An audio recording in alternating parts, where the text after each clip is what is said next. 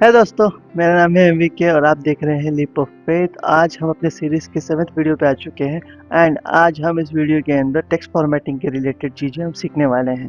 Okay. जैसे आपने अगर पहले कोई वर्ड डॉक्यूमेंट में के ऊपर काम किया होगा तो उसमें आपने पर्टिकुलरली कोई टेक्स्ट को आपने बोल्ड करने की कोशिश की होगी, कोई टेक्स्ट को आपने इटैलिक करने की कोशिश किया होगा, आपने कोई पर्टिकुलर टेक्स्ट को आपने अंडरलाइन करने की कोशिश की होगी। ओके। सो ऐसे आपने डिफरेंट डिफरेंट फॉर्मेटिंग आपके टेक्स्ट के साथ आपने किया होगा। ओके।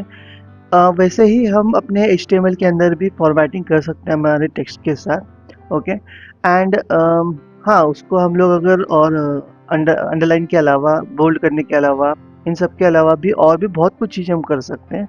बट हम आज इस वीडियो में जो सीखने वाले हैं वो एचटीएमएल के पर्सपेक्टिव से सीखने वाले हैं। ओके। हम और बहुत सारी चीज़ें हम कर सकते हैं, वो हम जब सीएसएस में आएँगे, जब स्टाइलिंग पार्ट आएगा, तो हम टेक्स्ट के साथ काफ़ी चीज़ें मैनिपुलेट कर रहे होंगे। बस इस वीडियो के अंदर आप कुछ बेसिक्स एंड इम्पॉर्टेंट चीज़ें सीखने वाले हो, क्योंकि इसमें कुछ है जो कुछ सिमिलर दिखते हैं लेकिन उनमें फ़र्क है, उनमें डिफ़रेंस है। वो क्या है, जब हम आगे वीडियो में जाएँगे, स्क्रीन पे हम जब उसको प्रैक्टिकली करके देखेंगे तो आपको डिफ़रेंस समझ में आएगा। ओके? तो चलो हम सब अपने स्क्रीन की तरफ आते हैं। तो मैंने यहाँ पे अपना वीएस कोड ओपन कर लिया है एंड यहाँ पे हमने पिछली बार index.html हमने क्रिएट किया हुआ था। आज हम क्या करेंगे, एक नया फाइल क्रिएट करेंगे जिसका हम लोग नाम क्या देंगे, यहाँ पर टेक्स्ट फॉर्मेटिंग।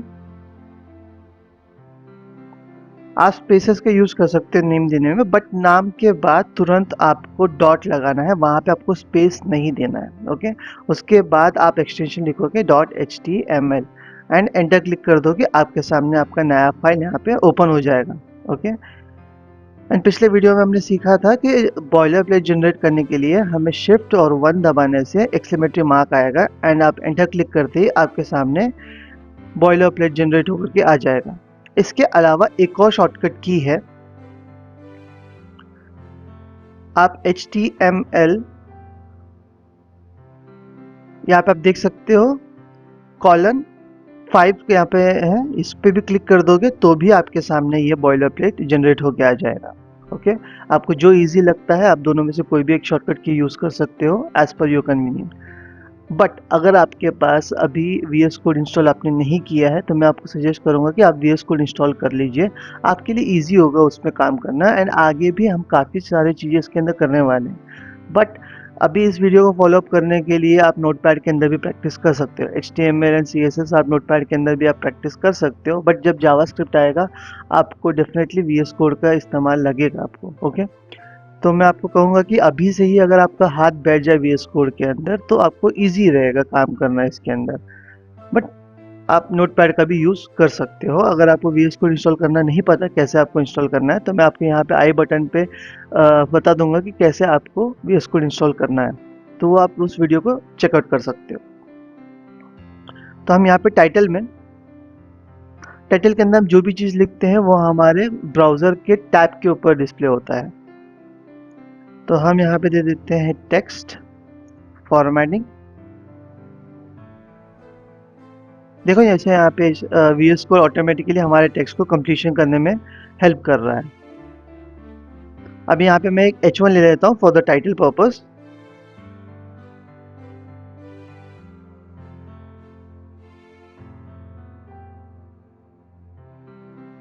सो यहाँ पे आप एक डेमो टेक्स्ट देख सकते हो। This is a paragraph of text, you can use various HTML tags to format your text. Okay. So हम इसके साथ इसको हम अपने ब्राउज़र पे लॉन्च कर लेते हैं। यहाँ पे आप देख सकते हो गो लाइव का यहाँ पे ऑप्शन दिया हुआ है। अगर आपने मेरा पिछला वीडियो देखा है तो मैंने एक एक्सटेंशन बोला था आपको इंस्टॉल करने के लिए आपकी वीएस कोड के अंदर, जिसके वजह से आप जब भी कोई चीज़ यहाँ पे अपडेट करोगे अपने फाइल में, तुरंत आपको वहाँ पे आउटपुट में भी ऑटोमेटिकली आपको लाइव अपडेट दिखाएगा। अदरवाइज आपको बार बार ब्राउज़र के ऊपर रिफ्रेश क्लिक करना पड़ेगा जब भी आप कोई चेंजेस करते हो तो। एंड वन मोर थिंग, यहाँ पे फाइल्स में जा कर के आप ऑटो सेव इनेबल कर लीजिएगा। जब भी आप कोई चेंजेस करोगे वो ऑटोमेटिकली आपका फाइल में सेव होता रहेगा। जब भी ये आपको बेनिफिशियल कब है, जब आप काम कर रहे हो एंड अचानक से पावर कट ऑफ हो गया एंड आपका सिस्टम बंद हो जाता है। आप लैपटॉप पे काम कर रहे हो तो अचानक से लैपटॉप में बैटरी डाउन हो गई या फिर आपका सिस्टम अचानक से शट डाउन हो जाता है, तो आपको वरी करने की ज़रूरत नहीं है, क्योंकि आपका फाइल वहाँ पे जितना तक आपने काम किया वो ऑटोमेटिकली सेव होकर के आपके सिस्टम में स्टोर्ड है। तो इसके लिए आपको ये ऑटो सेव काम आता है, अदरवाइज आपको मैन्युअली बार बार बीच बीच में आपको Ctrl+S दबाते रहना पड़ेगा। ओके, तो आपने अगर ये एक्सटेंशन इंस्टॉल किया है प्रॉपरली तो यहाँ पे आपको गो लाइव का ऑप्शन आएगा। अगर आपने नहीं किया है और आपको नहीं पता ये कौन सा एक्सटेंशन है, वो भी मैंने आपको पिछली वीडियो के अंदर एक्सप्लेन किया हुआ है, आप उस वीडियो को चेकआउट कर सकते हो। उसका लिंक मैं आपको डिस्क्रिप्शन में भी दे दूंगा और ऊपर आपको आई बटन पे भी दे दूंगा। तो चलो गो लाइव पे हम क्लिक करते हैं और ये डायरेक्टली आपके डिफ़ॉल्ट ब्राउज़र के अंदर ओपन होगा।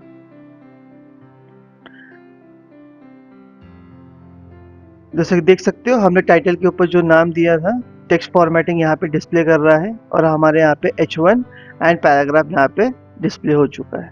आज एक और चीज़ मैं आपको एक्सप्लेन करना चाहूँगा कमेंट्स के बारे में। Comments can be added using, इस तरीके से हमको कैरेक्टर्स लिखने पड़ते हैं। ये सिंटैक्स है हमारे कमेंट्स लिखने के लिए, जिसमें आपका एंगुलर ब्रैकेट से स्टार्ट होकर के एक्सक्लेमेटरी मार्क डाल करके आप डबल हाइफन दोगे एंड यहाँ पे बीच में आपको कंटेंट लिखोगे जिसको आपको कमेंट आउट करना है एंड आप वापस क्लोजिंग के लिए डबल हाइफन दे करके एंगुलर ब्रैकेट दोगे। ओके, तो इस तरह से आप जब दोगे तो इसके बीच के अंदर जो भी आप लिखोगे वो कमेंट आउट हो जाएगा। Example leap of faith with MVK यहाँ पे मैं लिख देता हूँ। ओके, और चलो चेक कर लेते हैं क्या ये चीज़ लीप ऑफ फेथ विथ एमवीके हमारे ब्राउज़र पे प्रिंट आ रहा है कि नहीं। देखो, comments can be added using the syntax, बस इतना ही आ रहा है। बाकी बीच के जो मैंने लिखा हुआ था लीप ऑफ फेथ विथ एमवीके ये नहीं आ रहा है। तो इसका क्या मतलब है, कमेंट्स में जो भी आप लिखते हो वो आपके ब्राउज़र पे डिस्प्ले नहीं होता, बट आपके डॉक्यूमेंट्स में आपके HTML फाइल्स के अंदर ये चीज़ प्रेजेंट रहता है। ओके, आपके फाइल के अंदर ये चीज़ प्रेजेंट रहता है, पर ये चीज़ कभी भी आपको ब्राउज़र के ऊपर नहीं दिखाता। फिर इसका इस्तेमाल क्या है, कमेंट्स हम उसके लिए लिखते हैं फॉर सेल्फ पर्पस के लिए या फिर अदर डेवलपर्स के लिए हम लोग कमेंट्स लिख रहे होते हैं। ओके, जैसे एग्जांपल के तौर पे आपको मैं बताऊं, हम यहाँ पे अभी फ़िलहाल जो कोड लिख रहे हैं ये मैक्स टू मैक्स एक 15-20 लाइन का आपको कोड होगा या मैक्स टू मैक्स 30 लाइन का ही है हमारा कोड है, जिसे हमको रीड आउट करने के लिए उतना एफर्ट्स लेने की ज़रूरत नहीं है। हम इजीली रीड आउट कर सकते हैं और अंडरस्टैंड कर सकते हैं कि हम क्या कर रहे हैं। बट ये चीज़ जब हम लोग बड़े-बड़े प्रोजेक्ट्स जो बना रहे होते हैं, ओके, जहाँ पे हम लोग मल्टीपल लाइन्स मतलब अब हम थाउजेंड्स ऑफ लाइन्स हम कोड लिख दे रहे हैं, ओके, तो उस टाइम पे एक-एक चीज़ को फिगर आउट करना इतना ईज़ी नहीं होता है। ओके, कभी-कभी प्रोजेक्ट्स हम लोग काफ़ी टाइम के बाद रीओपन कर रहे होते हैं। एक फ़ाइल हमने कोई 10 दिन पहले बनाया हुआ था, ओके, कंप्लीटली हमने प्रोजेक्ट कर दिया, या फिर एक प्रोजेक्ट को हम लोग कम से कम एक 4-5 दिन लेकर के काम कर रहे हैं। तो कनेक्शन ब्रेक होता रहता है बीच-बीच में हमसे, उस फाइल के ऊपर जब वर्क कर रहे होते हैं। तो हम खुद ही भूल जाते हैं कि हमने कोई कंपोनेंट अगर बनाया है, तो हमने किसके लिए बनाया था? कोई सेक्शन हमने बनाया हो तो किसके लिए बनाया है? तो वो चीज़ आपको बार-बार कन्फ्यूज़ ना कर पाए, हम बीच-बीच में कमेंट्स लिखते हैं, ओके? ताकि हम खुद को बता पाएँ, जब हम वापस अपनी डॉक्यूमेंटेशन पे काम कर रहे होंगे, तो हम खुद ही अपने आप को बता रहे होते हैं कि ये सेक्शन हमने किसके लिए बनाया होता है। तो आपको कमेंट्स रीड आउट करके या फिर आप कोई और डेवलपर को, प्रोग्रामर को अपना फाइल हैंडओवर कर रहे हो, तो वो आपके कमेंट्स रीड करके समझ जाएगा कि आपने ये कोड किस चीज़ के लिए लिखा हुआ है। तो ये एक गुड प्रैक्टिस होता है कमेंट्स लिखने का। इससे आपके वर्क फ्लो में या फिर आपके प्रेज़ेंस को एक प्रोफ़ेशनलिज़्म दिखाता है कि हाँ, आप अपने वर्क को नीट एंड टाइडी रख रहे हो करके। ओके, सो इसके लिए हम कमेंट्स का इस्तेमाल कर रहे होते हैं। ये मैं आपको बस पिछले वीडियो में एक्सप्लेन करना भूल गया था, तो मैं इस वीडियो में आपको बता रहा हूँ एंड इसके बाद हम स्टार्ट करते हैं हमारे फॉर्मेटिंग की तरफ। तो हम यहाँ पे एक और नया पैराग्राफ टैग ले लेते हैं। यहाँ पे मैं बीच-बीच में बीआर टैग का इस्तेमाल कर रहा हूँ। हमने पिछले वीडियो में देखा था बीआर टैग से होता क्या है। अगर आपको याद रहेगा तो आप बता पाओगे बीआर टैग से आउटपुट में क्या डिफरेंस आने वाला है। तो जल्दी से कमेंट में लिख दीजिएगा बीआर टैग क्या करता है। अगर आपको नहीं पता है तो आप वेट कर लीजिए, यहाँ पे आपको डिस्प्ले करता हूँ मैं बीआर टैग क्या करने वाला है।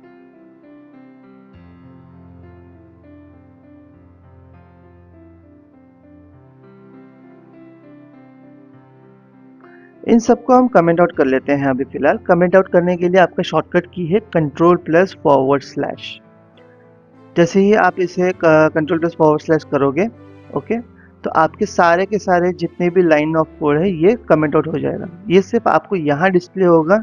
आप अगर आउटपुट में जाओगे देखने के लिए तो आपके सामने यहाँ पे कुछ भी लिखा हुआ नहीं मिलेगा।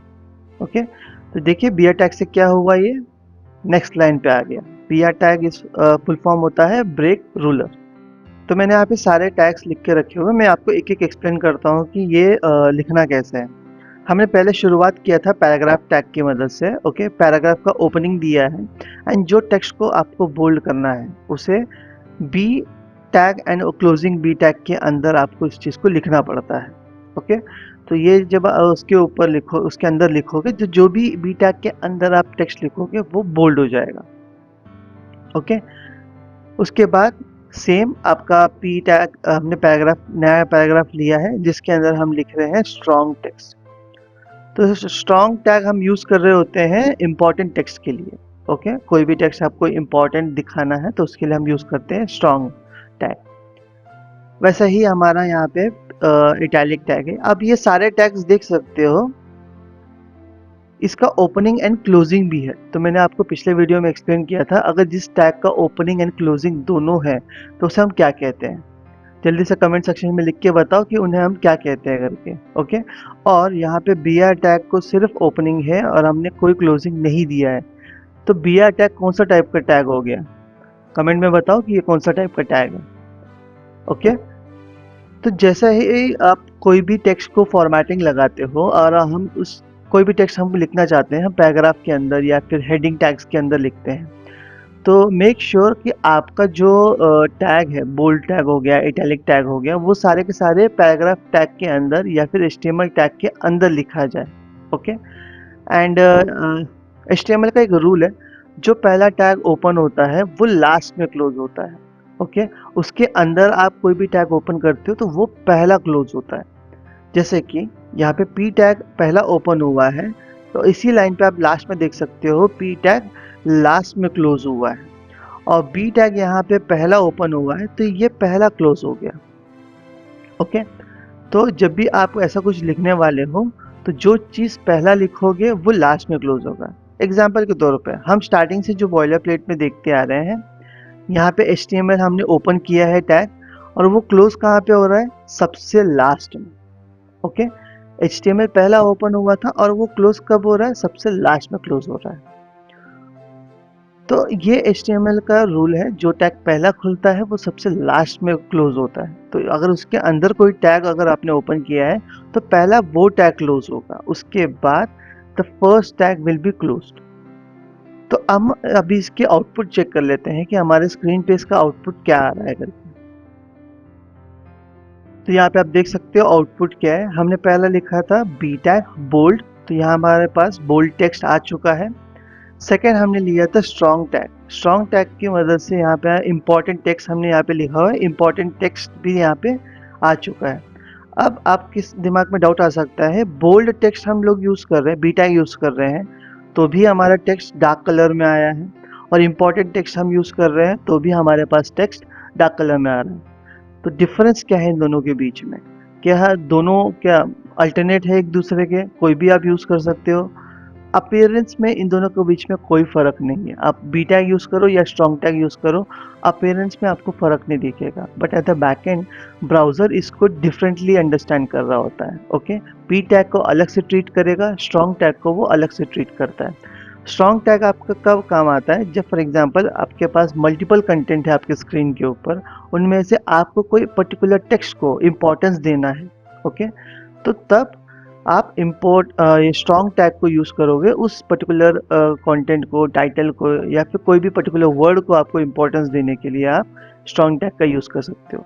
पर बी टैग से क्या होगा, ये सिर्फ आपको विजुअली बोल्ड टेक्स्ट करके दे देगा, but at the back and पे ब्राउज़र को कोई फ़र्क नहीं पड़ने वाला है आप बी टैग यूज़ करने से। ओके, वो नॉर्मल टेक्स्ट की तरह ही उसको ट्रीट करके आपको एज अ कंटेंट शो करेगा।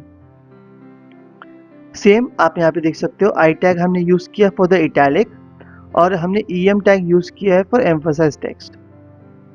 इनमें भी कोई सिमिलैरिटी मतलब कोई भी डिफरेंस नहीं है अपीयरेंस में। अगर देखोगे इटैलिक टेक्स्ट भी आपको टिल्टेड दिख रहा है, एम्फसाइज टेक्स्ट भी आपको यहाँ पे टिल्टेड शो कर रहा है। दोनों में अपीयरेंस में कोई डिफरेंस नहीं है, दोनों सिमिलर दिख रहे हैं, बट बैकएंड सेम इस ये भी वैसे ही है जैसा आपका B tag and strong tag था। इनमें डिफरेंस है, एज अ ब्राउज़र इसको अलग तरीके से अंडरस्टैंड कर रहा होता है। इटैलिक टेक्स्ट आप वो आई टैग आपको सिर्फ टेक्स्ट को इटैलिक करके दे देगा, बट एम्फसाइज टेक्स्ट आपके ब्राउज़र को समझाता है कि ये कोई इम्पॉर्टेंट अपीयरेंस है या फिर कोई स्पेशलाइज आप या फिर स्पेसिफिक इम्पोर्टेंस होल्ड कर रहा है ये आपकी डॉक्यूमेंट के अंदर। आपको डिफरेंस सब दिख के आएगा जब आप कोई डॉक्यूमेंट को एआई की मदद से रीड करवा रहे हो। फॉर एग्जांपल आजकल कोई डॉक्यूमेंट्स खुद रीड नहीं कर रहा होता, कोई एआई की हेल्प से बोल देते हैं ये वेबसाइट के अंदर जो डॉक्यूमेंट है वो रीड आउट करके बताओ। उस टाइम पे जब आप कोई चीज़ कोई प्रेशराइज करके कोई जब हम रीड कर रहे होते कोई स्पेसिफिक कोई कैरेक्टर आ गया आपके सामने, कोई नया चीज़ इंट्रोड्यूस हो गया वहाँ पे, हम कैसे उसको रीड करते वक्त एम्फसाइज करके एक स्पेसिफिक प्रेशर दे करके हम बोलते हैं। तो वो एआई भी उस तरीके से टोन को यूज़ करना चाहे तो हम बैकएंड में ब्राउज़र के अंदर ईएम टैग को यूज़ करके उस टेक्स्ट को लिखते हैं। तब ब्राउज़र जब उसको रीड आउट करता है, ओके, एआई की मदद से जब उसको रीड आउट करेगा तो उस स्पेसिफिक टेक्स्ट के ऊपर एक प्रेशराइज करके वो प्रोनाउंस करेगा, ओके। तो इसीलिए यहाँ पे इसको हम बोलते हैं एम्फसाइज टेक्स्ट, ओके। अगर आपने ग्रामर में, इंग्लिश ग्रामर में हमने पढ़ा होगा, जब हम कोई टेक्स्ट को रीड आउट कर रहे होते हैं तो जहाँ पे कोई चीज़ इटैलिक में लिखा जाता है तो उसको हम एम्फसाइज करते हैं, वहाँ पे हम उसको स्पेसिफिक जोर दे करके बोल रहे होते हैं। तो वैसा करने के लिए हम ईएम टैग का इस्तेमाल कर रहे होते हैं। बट अगर आप आई टैग लिखोगे तो आपके सामने टेक्स्ट तो इटैलिक हो जाएगा, बट एज अ ब्राउज़र को कोई फ़र्क नहीं पड़ेगा कि वो कौन सा कोई इम्पोर्टेंट होल्ड कर रहा है या फिर वो कोई स्पेसिफिक है या फिर कोई स्पेशल इम्पोर्टेंस देना है उसको करके, वो ऐसा कुछ को नॉर्मल टेक्स्ट की तरह ट्रीट करेगा। नेक्स्ट आपका आता है मार्क टैग। देखिए यहाँ पे मार्क टैग हमने यूज़ किया तो क्या हुआ, यहाँ पे येलो कलर का हाईलाइट अपीयरेंस यहाँ पे दिख रहा है आपको। जैसे कि हम टेक्स्ट बुक के अंदर कोई इंपॉर्टेंट टॉपिक है, हम मार्क करके रखते हैं, उसको हाईलाइट करके रखते हैं, ओके, ताकि वो अलग से दिख के आए। या फिर हम कोई पूरा का पूरा कंटेंट लिख के ना रखें, हम कोई स्पेसिफिक पीस ऑफ टेक्स्ट को आप याद रखना चाहते हैं, एज ए इम्पोर्टेंट मार्क करके चाहते हैं। आपके कोई एंटायर डॉक्यूमेंट के अंदर आपके व्यूअर को आप बताना चाहते हो कि अगर आपके पास टाइम नहीं है पूरा डॉक्यूमेंट रीड करने के लिए, तो आप स्पेसिफिक इन पर्टिकुलर लाइंस को आप रीड आउट करके भी आपका काम हो सकता है। ऐसा कुछ आपका कंटेंट है तो वहाँ पे आप मार्क टैग का यूज़ कर सकते हो। इसके बाद यहाँ पे है हमारे पास स्मॉल टैग। अब यहाँ पे देख सकते हो स्मॉल टैग से हम टेक्स्ट को स्मॉलर इन साइज, जो आपका रेगुलर टेक्स्ट का साइज है और आपका जो स्मॉल टैग के यूज़ करने से टेक्स्ट के जो साइज है, दोनों में आपको डिफरेंस है यहाँ पर, ओके। तो यहाँ पे उसका साइज रिड्यूस हो जाएगा। बट यहाँ पे स्मॉल टैग है तो क्या यहाँ पे आपके पास बिग टैग नहीं है? ऑफ कोर्स यहाँ पे बिग टैग भी है। अगर हम चाहें यहाँ पे, तो यहाँ पे बिग टैग भी है। हम बिग टैग की मदद से हम टेक्स्ट को बिगर इन साइज भी हम डिस्प्ले कर सकते हैं। बट आप यहाँ पे देख सकते हो एक चीज़, मैंने जैसे बिग टैग यूज़ किया ये रेड इन कलर में, ओके। ये बाकी सारे टैग्स आपके ग्रीन कलर में शो कर रहा है, बट ये आपको रेड इन कलर में शो कर रहा है, ओके। तो क्यों ऐसा क्यों दिखा रहा है ये? जैसे ही आपका कोई भी टैग रेड इन कलर में है, इसका मतलब है कि HTML5 में वो अभी यूज़ नहीं हो रहा है, ओके। ये एक लेगेसी टैग है। लेगेसी टैग मतलब प्रीवियस वर्जन्स में ये चल रहा था, ये पहले यूज़ होते थे हमारे पास, बट अब हम इसे डिसकंटिन्यू कर चुके हैं, हम अब इसको यूज़ नहीं कर रहे, पर अभी भी ये वर्क करता है, ओके। हमारे पास अभी भी ये चीज़ वर्क कर रहा होता है। बट प्रॉब्लम क्या है कि हम अभी इनको टेक्स्ट के जितने भी साइजेस इंक्रीज करना होता है वो हम CSS की मदद से कर ले रहे होते हैं। टेक्स्ट का साइज चेंज करना हो, कलर चेंज करना हो, ओके, तो कोई भी स्टाइलिंग करना हो उसके ऊपर, डेकोरेशन जो भी टेक्स्ट के ऊपर आपको अप्लाई करना है, तो मैक्सिमम हम लोग उन चीज़ों को CSS की मदद से कर रहे होते हैं। इसके वजह से बिग टैग का इतना अभी यूज़ नहीं है। प्रीवियसली हमारा CSS उतना डेवलप नहीं था तो हम बिग टैग का इस्तेमाल कर रहे होते थे, बट अब CSS इतना एडवांस हो चुका है कि हम काफ़ी तरह के मैनिपुलेशंस टेक्स्ट के साथ हम कर सकते हैं वहाँ पर, जो कि अभी HTML का हमको यूज़ उतना नहीं लगता है। तो that's why big tag is been discontinued, but आप स्टिल अभी भी यूज़ कर सकते हो। बट जैसे आप CSS सीख जाओगे तो आप ये सारे में से आप खुद ही डिसाइड करने लग जाओगे कि कौन सा टैग आपको यूज़ करना चाहिए कि कौन सा नहीं। इसके बाद हम आते हैं यहाँ पे डेल टैग के अंदर। डेल टैग आप यहाँ पे देख सकते हो, डिलीटेड टेक्स्ट। ओके, आप डेल टैग की मदद से उन चीज़ों को दिखा सकते हो जो कि प्रीवियस में आपके डॉक्यूमेंट्स में ऐसा आप कुछ दिखाना चाहते थे कि पहला ये हम प्रोनाउंस करते थे, या फिर पहले हम इस प्रोडक्ट का नाम ये रखा हुआ था हमने, अभी हमने उसको कैंसिल करके हमने एक नई चीज़ इंट्रोड्यूस किया है।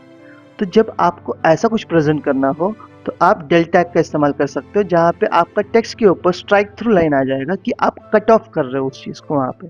ओके, और उसके पास आप कुछ भी और लिखते हो, जैसे कि यहाँ पे डिलीटेड टेक्स्ट, और यहाँ पे मैं लिख देता हूँ अभी यहाँ पे न्यू टेक्स्ट।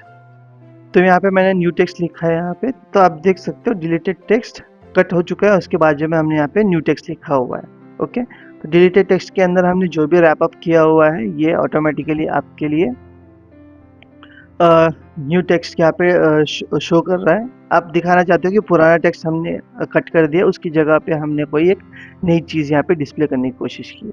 तो जब आपको ऐसा कुछ प्रेजेंट करना हो तो हम यूज़ करते हैं डिलीटेड टेक्स्ट, या फिर आप डिलीट टैग बोल सकते हो, या फिर डेल टैग भी बोल सकते हो आप इसको। ओके, उसके बाद आता है हमारे पास INS टैग, इसको बोलते हैं inserted text. Okay, inserted text आपका बेसिकली यहाँ पे अंडरलाइन के थ्रू आता है।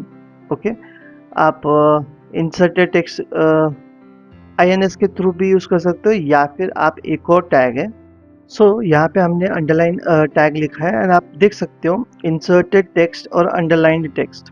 ओके, INS या फिर यू टैग, इन दोनों के बीच में भी आपको सिमिलरिटी दिख रहा है। ओके, दोनों आपको टेक्स्ट को अंडरलाइन करके दिखा रहे हैं, ये भी सेम डिफरेंस क्रिएट करते हैं, पर विजुअली कोई भी डिफरेंस नहीं। जैसे हमने बोल्ड टैग देखा, हमने इटैलिक टैग देखा, आई टैग, बी टैग हमने यूज़ किया यहाँ पर। ओके, और वैसा ही सिमिलर यहाँ पर आप जब INS टैग यूज़ करते हो या फिर यू टैग यूज़ करते हो, अपीयरेंस में आपको डिफरेंस नहीं मिलेगा, बट इन दोनों का काम दोनों का अलग अलग है। ओके, INS टैग हम जनरली डेल टैग के साथ यूज़ कर रहे होते हैं। ओके, जब भी आप कोई टेक्स्ट दिखाना चाहते हो, ये डिलीटेड टेक्स्ट है या फिर ये रिमूव्ड टेक्स्ट है, और आप कोई नया चीज़ वहाँ पे टेक्स्ट इंट्रोड्यूस कर रहे होते हो, वो नया टेक्स्ट को हम रैप अप कर रहे होते हैं INS टेक्स्ट के अंदर। तो del text and INS text, inserted text, इसका मतलब आप ये चीज़ को डिलीट किए हो और अब ये चीज़ को नया इंसर्ट किया है। ओके, तो ये दोनों साथ में यूज़ होते हैं। अंडरलाइन टेक्स्ट या फिर यू टैग जो है आपका, ये इंडिविजुअल है, आप इसको यूज़ अलोन कर सकते हो, ये किसी के साथ टाई अप नहीं करता। ओके, ये इंडिविजुअली काम करता है, बट इससे ब्राउज़र को कोई डिफरेंस फ़र्क नहीं पता चलने वाला कि ये कोई टेक्स्ट को आप इम्पोर्टेंस देना चाहते हो। जैसे कि आप INS टैग की मदद से जब लिखोगे तो स्क्रीन रीडर्स के लिए या फिर ब्राउज़र के लिए या फिर सर्च इंजन के लिए ये डिफरेंस क्रिएट करता है। ओके, कोई चीज़ आपने प्रीवियसली डिलीट किया हुआ था और आप एक नया चीज़ इंट्रोड्यूस कर रहे हो, तो आप जब INS टैग यूज़ कर रहे होते हो, ओके, डेल टैग यूज़ कर रहे होते हो, तो ये सर्च इंजन ऑप्टिमाइजेशन में काम आता है ये चीज़। ओके, बट यू टैग से ये उतना डिफरेंस क्रिएट नहीं कर पा रहा होता। कोई भी चीज़ को आप इंडिविजुअली स्टैंड अलोन अंडरलाइन कराना चाहते हो, तो वो उसको आप यू टैग यूज़ कर सकते हो वहाँ पे। ओके, बट अवॉइड कर दीजिएगा जहाँ पर कहाँ पे आपको यू टैग यूज़ नहीं करना है, क्योंकि ये चीज़ अंडरलाइन होने की वजह से काफ़ी लोगों को ऐसा भी लग सकता है कि ये कोई लिंक होगा, तो इसके ऊपर हमको क्लिक करते हैं और क्लिक करने पे हमको कोई नया पेज पे रीडायरेक्ट करेगा। तो लिंक से कभी-कभी ये कंफ्यूज हो जाते हैं लोग अंडरलाइन टैग को लेकर, क्योंकि ये लिंक टैग भी अंडरलाइन होके आता है, एंड यू टैग की मदद से भी आप टेक्स्ट को अंडरलाइन ही कर रहे होते हो। तो जनरली आप कोई पैराग्राफ के अंदर कोई टेक्स्ट लिख रहे हो, तो उसके ऊपर आप अंडरलाइन अप्लाई मत करना, उससे लोगों को ऐसा लगेगा कि ये कोई टेक्स्ट है जो कि लिंक हो सकता है करके। आप हेडिंग के लिए अंडरलाइन देना चाहते हो, ओके, आपने कोई हेडिंग लिखा है और उसको अंडरलाइन कर रहे हो, तो आप वहाँ पे यू टैग यूज़ कर सकते हो। उसके बाद आता है हमारा सब्सक्रिप्ट टेक्स्ट। ओके, यहाँ पे मैं दूसरा एग्जांपल ले लेता हूँ यहाँ पे सब्सक्रिप्ट टेक्स्ट की जगह पे, ताकि आपको प्रैक्टिकली समझ में आए कि डिफरेंस क्या क्रिएट कर रहा है सब्सक्रिप्ट। तो यहाँ पे देख सकते हो 2 जो है H के नीचे आया हुआ है। तो अब जब भी कोई हम केमिकल फॉर्मूला लिखते हैं जहाँ पे हमको इक्वेशंस में कोई वैल्यू है जो कि हमको अपने मेन केमिकल फॉर्मूला के नीचे लिखना होता है, तब हम यूज़ करते हैं सबस्क्रिप्ट टैग। ओके, और वैसा ही हमारा सुपरस्क्रिप्ट टैग भी यूज़ होता है जब भी हम कोई मैथमेटिकल ऑपरेशन कर रहे होते हैं, जहाँ पे हमको पावर रेज़ टू जब लिखना होता है, तो उस टाइम पे हम यूज़ करते हैं सुपरस्क्रिप्ट टेक्स्ट। यहाँ पे देखो सुपरस्क्रिप्ट टैग के अंदर मैं यहाँ पे एक मैथमेटिकल ऑपरेशन लिख के देखता हूँ। तो यहाँ पे आउटपुट में देख सकते हो इक्वल टू mc² आया है। तो यहाँ पे 2 जो है अबव अपीयर हुआ है, जो हमारा पावर रेज़ टू 2 जब हम लिखते हैं तो कैसे हमको अपर अपीयर करवाना होता है, उस तरह से यहाँ पे सुपरस्क्रिप्ट अपीयर हो चुका है। तो ये है कुछ आपके टेक्स्ट से रिलेटेड जो फॉर्मेटिंग हम HTML की मदद से करते हैं। हम इसके अलावा काफ़ी बहुत मतलब आप बोल सकते हो कि जब आप CSS एक्सप्लोर करने लगोगे तो आपको बहुत सारे आपको वेरिएशंस दिखने वाले हैं जो सिर्फ टेक्स्ट के साथ काम करने वाले हैं। ओके, बट मैं हर एक चीज़ में आपको ब्रेक डाउन करके स्मॉल पीसेस में आपको डिस्प्ले करने की कोशिश करूँगा। ओके, हम हर एक चीज़ एक ही के अंदर अगर कंप्लीशन करने लग जाएँ तो वीडियो भी बहुत लंबा हो जाएगा और आपको भी उसे देखने में उतना इंटरेस्टिंग नहीं लगेगा। ओके, तो इस वजह से मैं कुछ कम अमाउंट में ही आपको एक्सप्लेन कर रहा हूँ यहाँ पे वीडियोस के अंदर, ताकि आप उसको अलग से फिर प्रैक्टिस भी करो। ओके, एंड इसके साथ आप फॉलो भी करो। तो आप अपनी तरफ से ये सब चीज़ें यूज़ करो जितना हमने 2 वीडियोस के अंदर सीखा है। ओके, उन 2 वीडियोस के अंदर हमने जितने भी टैग्स हमने सीखा है वो प्रैक्टिकली आप यूज़ करो। ओके, और अपने साथ आप रेडी रखो ताकि मैं नेक्स्ट वीडियो में इन्हीं चीज़ों के टैग्स की मदद से मैं एक डॉक्यूमेंट आपके सामने बना के दिखाऊंगा। ओके, यहाँ तक हमने जितना सीखा है हम एक नेक्स्ट वीडियो के अंदर वापस इसको प्रैक्टिकली इम्प्लीमेंट करके एक डॉक्यूमेंट बनाएंगे। ओके, तो वो डॉक्यूमेंट बनाते वक्त आप अपने स्किल्स को क्रॉस चेक कर सकते हो उस वीडियो के साथ। ओके, तब तक मैं आपके लिए टाइम देता हूँ कि इन सारे टैग्स को यूज़ करके आप एक डॉक्यूमेंट बनाओ और क्रॉस चेक करो मेरे डॉक्यूमेंट के साथ कि क्या आपने प्रॉपर्ली उसको यूज़ किया है कि नहीं किया है करके। ओके, तो इसी के साथ हम इस वीडियो को आज ख़त्म करते हैं। मेरा नाम है MVK और आप देख रहे थे अब तक लीप ऑफ फेथ।